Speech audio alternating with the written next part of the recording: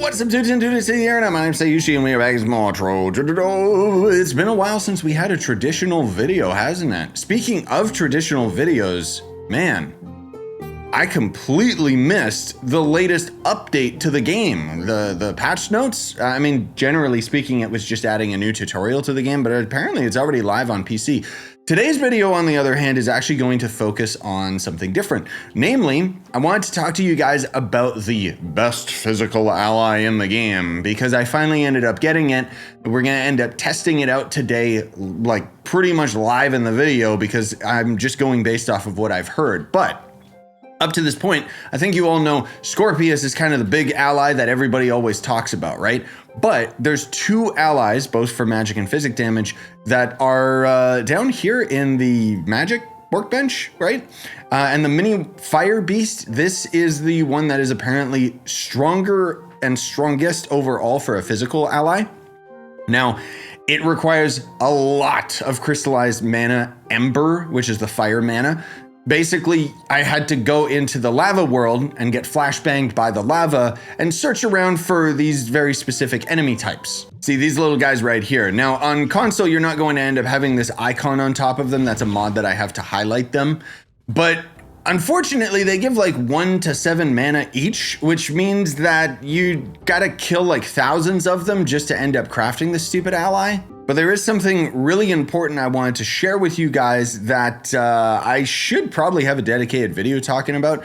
Namely, this tome right here is a repeatable tome, not a legendary tome, that says it gives you 200 crystallized mana fragments when fully charged. The description of this is actually wrong because it gives you an additional 40 or 30, I don't remember which specific number, of each of the elemental mana types.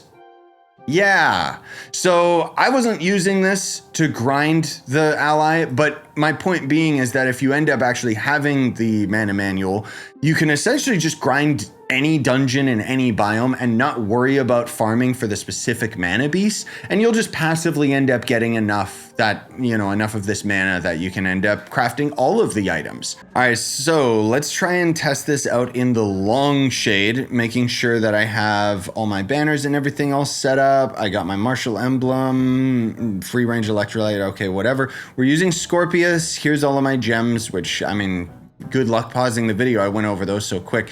I'm also going to consume a flask just so that we can see what our raw damage is, but I need to find an enemy that's going to take long enough to die. So let's see a boss right here. So with Scorpius, using a flask, I am dealing up to, I see 140 mil, kind of an average around like, yeah, I saw up to 140 mil at the highest. So it's a little tough to tell consistent damage numbers.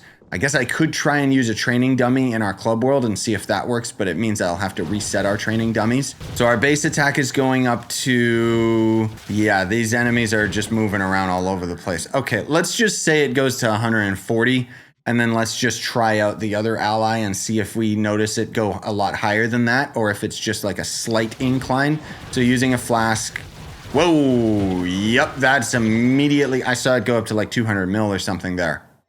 That could have been because it was a boss and he's so chunky that like his hitbox was busted, but let me see. So unfortunately, these training dummies kind of break, so you do have to like place them back down sometimes.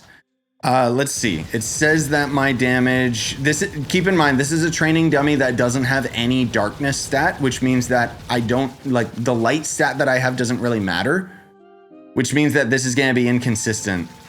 Yeah. Because any of the enemies that are worthwhile are going to end up having some sort of resistance. But let's just see for experiment's sake.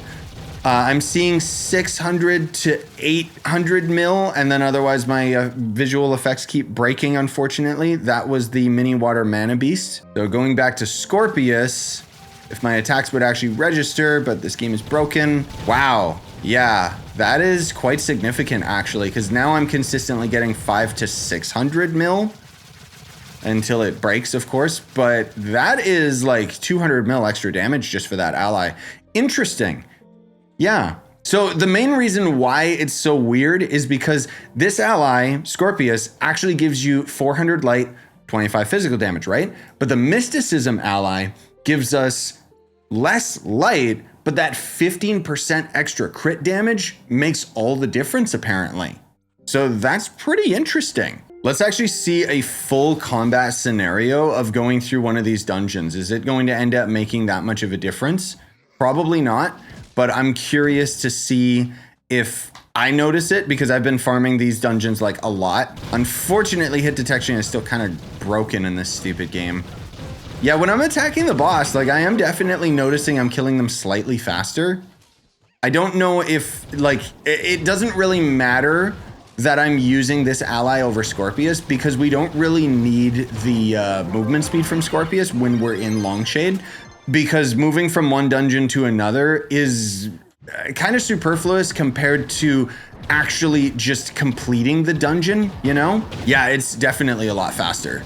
Well, it's not a lot faster. I'll say it's fast enough that I'm noticing a difference with the damage. And that alone is going to have huge ramifications in the long term because I'll be able to grind these like quite a bit faster. Like, let's say it's maybe like 10%, maybe even on the upside of like 15% faster, which is quite a bit when you compare like how quickly or how slowly I should say we normally do these dungeons. That over the course of many hours is definitely going to add up to being worthwhile. It's just too bad that this world is just so ridiculously boring and there's not really anything that I need to farm out of it in particular. So I'm probably just going to stick to doing other things in my streams and so on and so forth. Namely, I want to get the Manabeast, the water Manabeast, which is the magic damage one. And then on top of that, I also have like a crap ton of these keys, not the fee keys, these keys for the Sunder thing. So I can start doing 5-star Sunder dungeons again.